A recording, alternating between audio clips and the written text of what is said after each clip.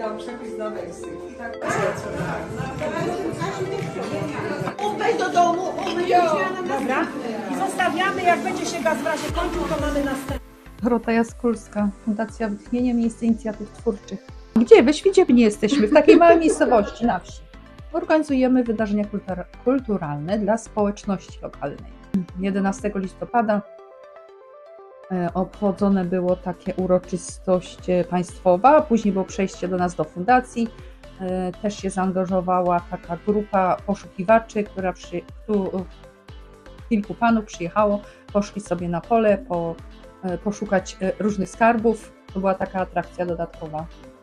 I była integracja u nas w naszej siedzibie w nowo powstałej stodole. Czego możemy oczekiwać po Waszej stodole w przyszłości? O, to mają przesłuchać. Tutaj mam pomysły, nawet jakaś fajna zabawa na dechach, może jakieś przedstawienie fajne, może zrobimy takie wesele Boryny, może będzie takie przedstawienie, takie były plany, a może będą, zobaczymy. Słyszałam również o pomyśle na kino letnie. O tak, właśnie mamy z ostatniego projektu Moc Małych Społeczności, dostaliśmy ekran, mamy rzutnik, no mamy wszystko, możemy, no nie mamy wszystkiego, nie mamy krzesełek, musimy jeszcze zobaczyć sobie krzesełka, talerzaki, no i będziemy wyświetlać filmy fajne. Reprezentuję Stowarzyszenie Planeta Kobiet i zajmujemy się szeroko pojętą edukacją kobiet. Organizujemy warsztaty, spotkania, wyjazdy, spotkania z psychologami, warsztaty rozwojowe. Skupiamy dosyć dużą rzeszę kobiet w wieku od 20 paru do 70 lat. Jest taka dosyć bardzo rozwojowa grupa, bo cały czas dochodzą nowe osoby. Od kilku lat organizujemy, w sumie od 8 lat organizujemy raz w roku konferencje, gdzie poruszamy tematy bliskie kobietom, dotyczące zdrowia psychicznego, zdrowia ogólnie pojętego, zainteresowań i rozwoju. Dzisiaj spotykamy się przy jedzeniu. Nasze pytanie brzmi, o czym nie mówić przy jedzeniu? O czym nie mówić przy jedzeniu? Chyba o polityce. To chyba temat, który potrafi odebrać czasem apetyt.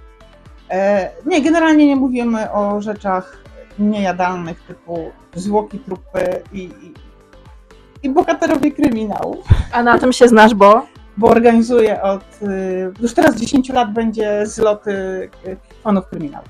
Jesteśmy w Galerii Jajka. gdzie? W Jajkowie. Skąd pomysł na galerię Jajka w Jajkowie? Dokładnie 11 lat temu wpadłyśmy na pomysł z panią Iwoną Kowalską, świętej pamięci dyrektor Szkoły Podstawowej w Jajkowie, żeby stworzyć wioskę tematyczną. Czym się zajmujecie? Przeważnie malujemy batikiem, czyli najstarszą metodą malowania pisanek. Mamy swoją legendę, rycerza Jajko, który kochał jajka, ale nie jadł tylko kurzych, kaczych czy gęsich, ale też ptasie, które znajdują się w naszych lasach. Mamy parki krajobrazowe, gdzie było dużo ptactwa, teraz jest coraz mniej, są pod ochroną, ale kiedyś właśnie on tak wyjadał sobie z tych gniazdek jajeczka. Przybyliśmy tutaj, aby gotować wspólnie autorski przepis, zupa jajeczna. Mojej mamy, ale nawet i teściowej. Teściowa ma 87 lat. Powiem szczerze, że jej zupa właśnie to taka była koperkowa, ale my tutaj z moją mamą, to już dokładnie jest teraz 40 lat, jak moja mama to zaczęła gotować, to była zupa, zamiennik zupy klopsowej. Jak nie było właśnie mięsa mielonego, to do zupy dodaliśmy jajko i tak powstała właśnie ta zupa. Chcecie zatrzeć ten przepis? Oczywiście, jesteśmy w trakcie przygotowania. Nie możemy przepisu, ale nazwa będzie zastrzeżona. Powiedz nam jeszcze, co my jako zwykły człowiek możemy zrobić, aby pomóc w ratowaniu jeży? Dla dzikich jeży możemy zrobić bardzo dużo, a właściwie to nie robić, bo żeby pomóc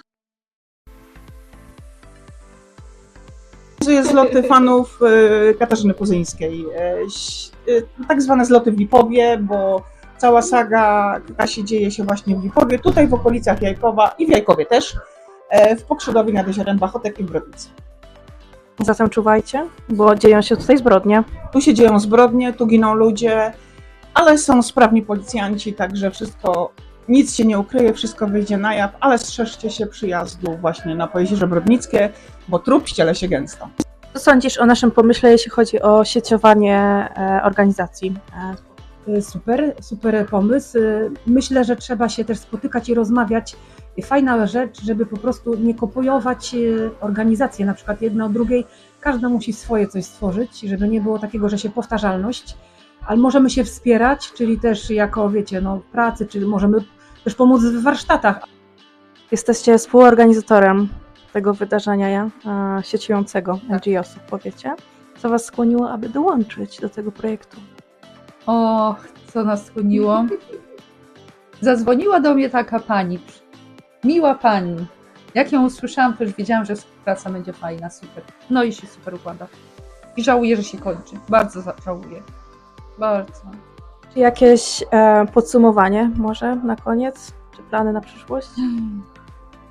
Mam nadzieję, że to się nie skończy na tym dzisiejszym dniu, że coś jeszcze wymyślimy, żeby razem coś powstało. Mam wielką nadzieję. No, naprawdę.